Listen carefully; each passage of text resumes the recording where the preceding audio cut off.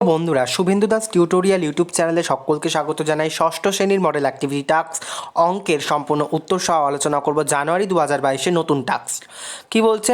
40 একের দাগের প্রশ্ন, 40 ভাগ 5 ইন্টু 4 এর সরল মান হলো। তাহলে 40কে 5 দিয়ে ভাগ করলে কত পাই? 5 8 40, 8কে 4 দিয়ে গুণ করলে কত পাবো? 32। অর্থাৎ অপশান সি এখানে হচ্ছে সঠিক উত্তর। কয়েকটা 6-এর গুণনীয়কগুলো হলো।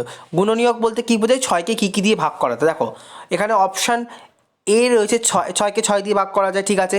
বিতে কী রয়েছে? 6 আর 3, 6কে 3 দিয়েও ভাগ করা যায়, 6কে 6 দিয়েও ভাগ করা যায়। আর সিতে কী রয়েছে? 6 3 2, 6কে 6 3 2 এই সংখ্যাগুলো দিয়েও ভাগ করা যায়। কিন্তু ডিতে রয়েছে 6 3 2 1, 1 দিয়েও কিন্তু 6কে ভাগ করা যায়। কাজে উত্তর হবে হচ্ছে ডি এরটা। গয়ের দাগ প্রকৃত ভগ্নাংশ হলো। প্রকৃত ভগ্নাংশ কি? যেখানে হরের থেকে লব কম হয়। এখানে দেখো হরের থেকে হর বলতে কি? নিচের থেকে হর বলে, ওপরের থেকে লব বলে। এখানে 3-এর 4, সঠিক উত্তর ডি এর দাগ। পরবর্তী প্রশ্ন 2-এর ক, ড্যাশ রং করা অংশটি 1-এর 4 অংশ। দেখো এখানে যদি আমি ধরে নিই, ভাগ রয়েছে দেখো 1 2 3 4 5 6 7 আর 8টা, আর তার মধ্যে রং করা কটা অংশ রয়েছে? দুটো।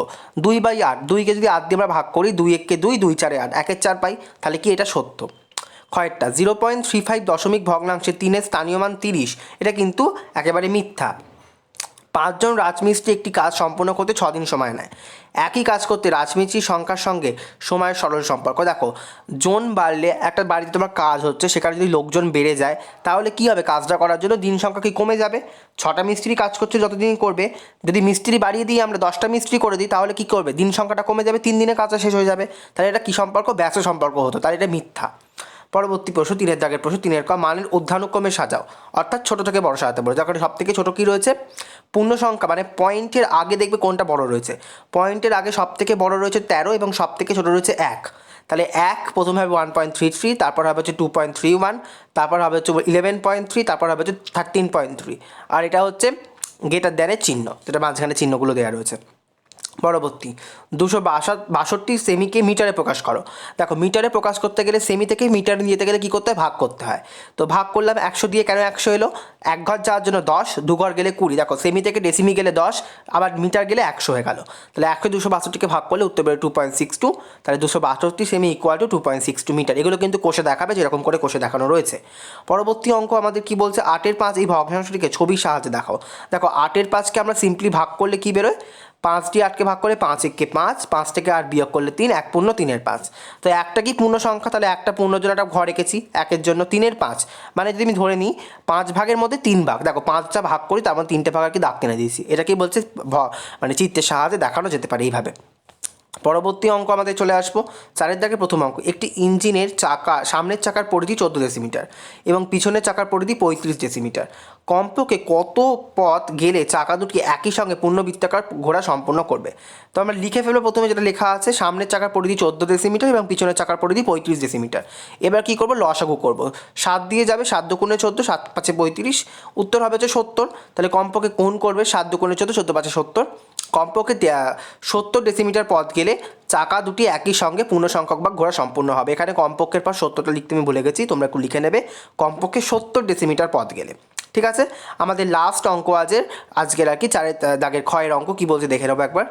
360 বিঘা জমি 20 দিনে চাষ করতে 4টি ট্রাক্টর লাগে। ভালো করে বুঝবে, 360 বিঘা জমি 20 দিন চাষ করতে 4টি ট্রাক্টর লাগছে। 1800 বিঘা জমি 10 দিন চাষ করতে কটি ট্রাক্টর লাগবে? প্রথমে কি লিখলাম? প্রথমে রয়েছে জমির পরিমাণ, ব্র্যাকেটে বিঘা, তারপর দিন সংখ্যা এবং ট্রাক্টর সংখ্যা। দেখো 360 জমির পরিমাণ বলেছিল, দিন সংখ্যা ছিল হচ্ছে 20 এবং ট্রাক্টর সংখ্যা বলে দিচ্ছিল 4, এবং 1800-তে বলেছে দিন সংখ্যা 10 এবং ট্রাক্টর সংখ্যা বলে দেয়নি, তাহলে এক্স ধরেছি আমরা। তো প্রথমে আমাদের ট্রাক্টর সংখ্যার সঙ্গে জমির পরিমাণ এবং দিন সংখ্যার সম্পর্ক নির্ণয় করতে হবে। কী করে করব? দেখো জমির পরিমাণ যদি বাড়তে থাকে তাহলে কি ট্রাক্টরের পরিমাণও বাড়াতে হবে, ট্রাক্টরের সংখ্যা বাড়াতে হবে, কারণ জমির পরিমাণ বাড়ছে যখন ট্রাক্টর বাড়ছে। তাহলে কি জমির পরিমাণ এবং ট্রাক্টরের মধ্যে কী রয়েছে? সরল সম্পর্ক রয়েছে। আর দিন সংখ্যা এবং ট্রাক্টর সংখ্যা, যদি আমি দিন বাড়িয়ে দিই তাহলে কী দরকার? আমার ট্রাক্টর বাড়ি, ট্রাক্টর কমিয়ে দেবো আমি। আর যদি আমি দিন কমাতে চাই তাহলে আমাকে কী করতে হবে?